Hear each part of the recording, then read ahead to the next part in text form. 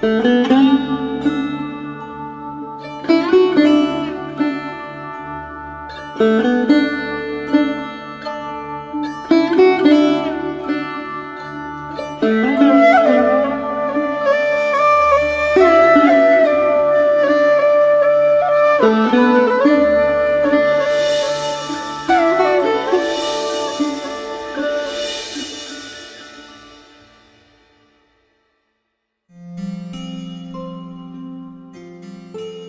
পেট, রামকৃষ্ণ ভট্টাচার্য সান্যাল।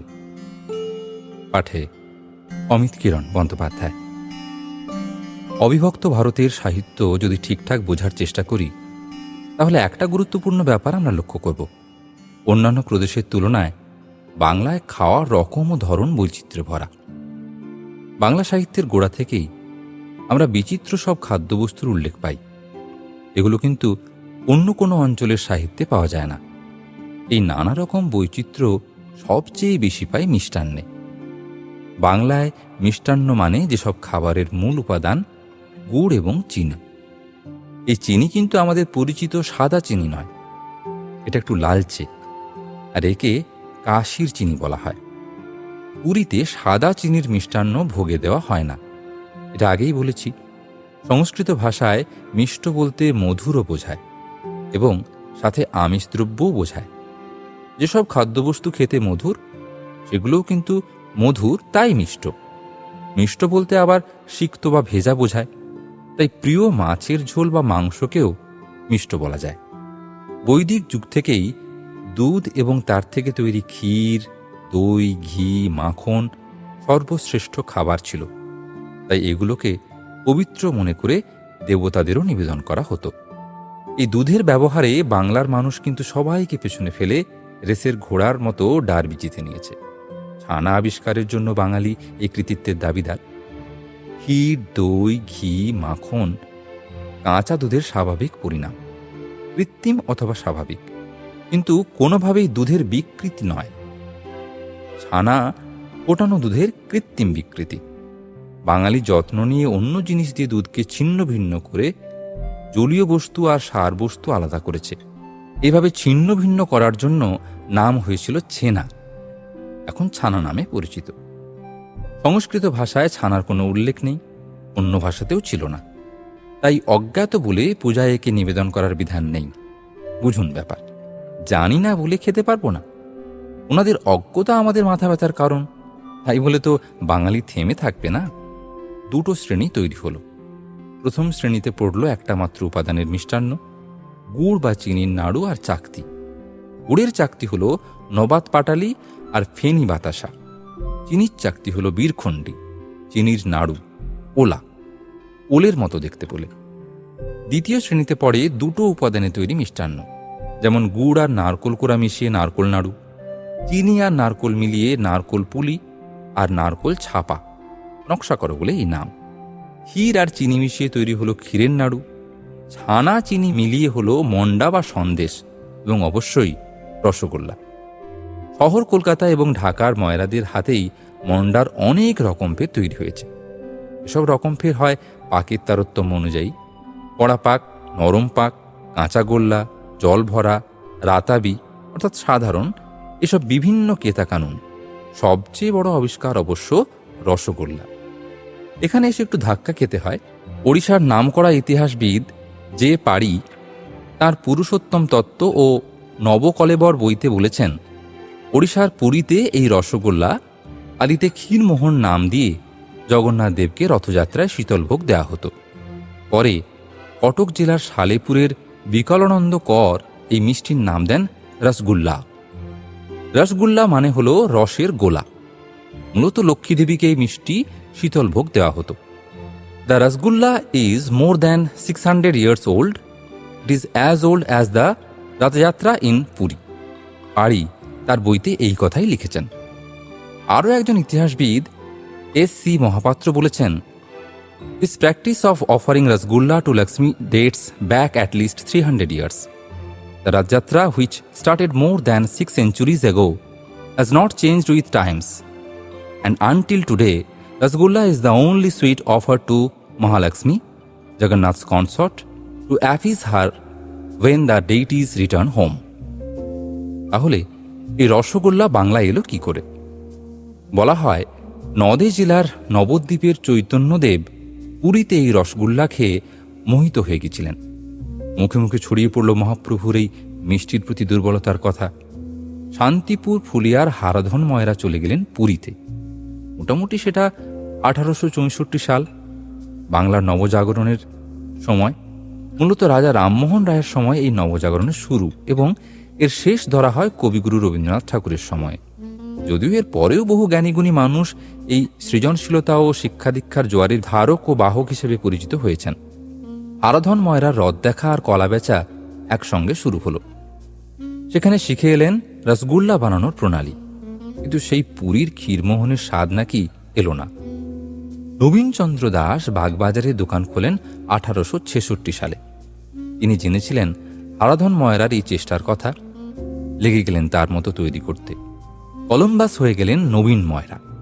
আমাদের কাছে এলো স্পঞ্জ রসগোল্লা। ভগবানচন্দ্র বাগলা নামে এক কাঠের ব্যবসায়ী সপরিবারে একদিন যাচ্ছিলেন নবীন ময়রার দোকানের পাশ দিয়ে। ছোট ছেলের জল তেষ্টা পেলে তিনি দাঁড়ালেন দোকানের সামনে জল নিতে। নবীন ময়রা একটা স্পঞ্জ রসগোল্লা দিলেন ছেলেটির হাতে। বাবাকে বলতে তিনিও খেলেন। শুরু হলো নবীন ময়রার জয়যাত্রা। রসগোল্লার বিশুদ্ধ ছানা গাঢ় রসে সিদ্ধ করা হয় আর রসে ডুবিয়ে রাখা থাকে। ছানার সঙ্গে চিনি মিশিয়ে রসগোল্লার মতো পাক করে যদি শুকনো অবস্থায় অল্প চিনি মিশিয়ে রাখা হয় তবে তাকে বলে দানাদার। ছোট সাইজের দানাদারকে বলা হয় রসমন্ডি। সাইজটা যদি চ্যাপ্টা আর কিছুটা রস থাকে তবে বলা হয় ক্ষীরমোহন। রসগোল্লাকে ঘন দুধের মধ্যে রাখলে বলা হয় রসমালাই। আরও একটা মিষ্টান্ন আছে দরবেশ। এটার মূল হলো মতিচুর। মতিচুর কিন্তু সাদাটে এবং শক্ত মন্ডা। দরবেশ হলো নরম আর এর দানা হরেক রঙের। ফকির দরবেশদের আলখাল্লা নানা রঙের কাপড় দিয়ে তৈরি হয় বলে এই দরবেশ নাম হলো। এবারে আসি বোঁদে বা বুঁদিয়াতে। সংস্কৃত বিন্দু থেকে এই নামটা এসেছে। ঘৃতপক্ক কলাই ডালের গুঁড়ো দিয়ে সাধারণত তৈরি হয় এই বোঁদে। বোঁদেকেই চিনি দিয়ে শক্ত পাকে বানালে হয় মতিচুর। মতি মানে মুক্ত আর চুর মানে চূর্ণ, তাই সংস্কৃত নাম মৌক্তিক। এককালে এটার নাম ছিল মেঠাই আর অখণ্ড ভারতের সবচেয়ে পুরনো মিষ্টান্ন। ল্যাংচা হলো ক্ষীর আর ছানার তৈরি শিবলিঙ্গের আকারে তৈরি চিনির রসসিক্ত মিষ্টান্ন। হয়তো কোনো পোড়া ময়রা তৈরি করেছিল বলে এর নাম ল্যাংচা। এরই গেঁড়ে সংস্করণ পান্তুয়া। পাতলা রসে ডোবানো থাকে বলে এর নাম পান্তুয়া। পানি তাওয়া। লেডি কিনি হলো পান্তুয়ার রাজ সংস্করণ। লেডি ক্যানিংয়ের নামে এটা তৈরি হয়েছিল। তারপর আছে চমচম, রসকদম্ব, সবই ক্ষীর, ছানা আর চিনির তৈরি। বোঁদে মতিচুরের পর উল্লেখযোগ্য হলো জিলিপি। এটা কিন্তু বাদশাহী খাবার। নামটার প্রথম অংশ আরবি জিল্লা মানে জেল্লা বা উজ্জ্বল।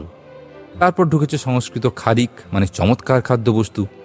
জিলিপির উপাদান কিন্তু বোঁদের মতো, তবে ভাজার পরে রসে ফেলা হয়। এতে শক্ত, বোঁদের মতো নরম নয়। জিলিপির রাজ সংস্করণ হলো অমৃতি। নামটাও সংস্কৃত থেকে এসেছে, অমৃত থেকে অমৃতি। তবে অনেকেই বলেন অমৃতি এই মিষ্টিকে উত্তর ভারতে বলা হয় ইমারত, অর্থাৎ উঁচু বাড়ি যেমন থাকে থাকে তৈরি হয়, এও সেভাবে হয় বলে এই নাম। অরিজিন সম্ভবত আরবি বা ফার্সি। জিলিপির আরও একটা রকম ফের আছে। মোটা আকারের এই জিলিপি দই মিশিয়ে রাখা হয়। এর নাম দই জিলিপি।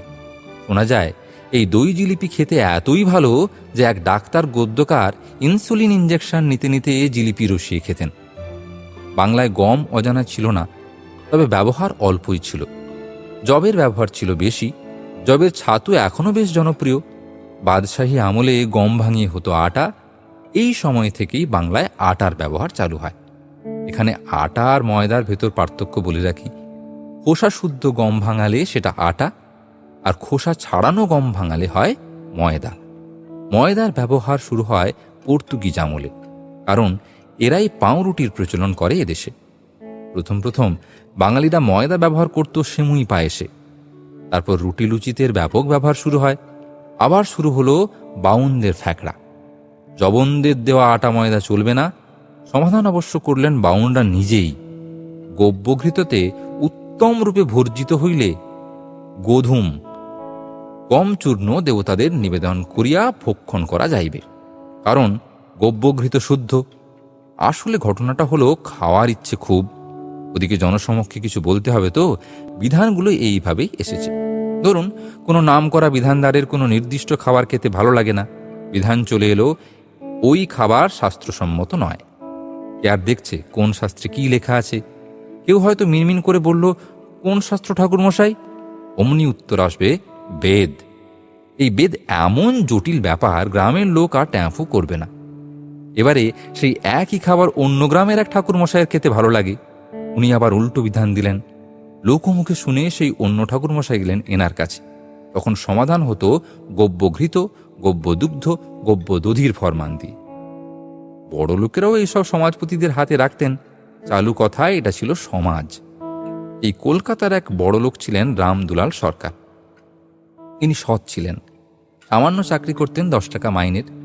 এক ডোবা জাহাজ কিনেছিলেন মনিবের পয়সায়। তাতে যে মুনাফা করেন সেই পুরো মুনাফাটাই তুলে দেন মনিবের হাতে, প্রায় 1 লক্ষ টাকা।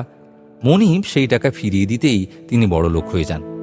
তাঁরই এক বন্ধু কালীপ্রসাদ তখন বড় হাঙ্গামা করছিলেন নিষিদ্ধ মাংস আর মদ্যপান করে। জাতিচ্যুত হওয়ার পর রামদুলালবাবু তাকে আবার জাতে ফিরিয়ে আনেন। অন্যরা যখন সমাজের কথা তোলেন, তখন তিনি বলেছিলেন, সমাজ আমার সিন্ধুকে। তাই আমার বক্তব্য, খাওয়ার বিচার করবেন না, সবই ওই সিন্ধুকের খেলা।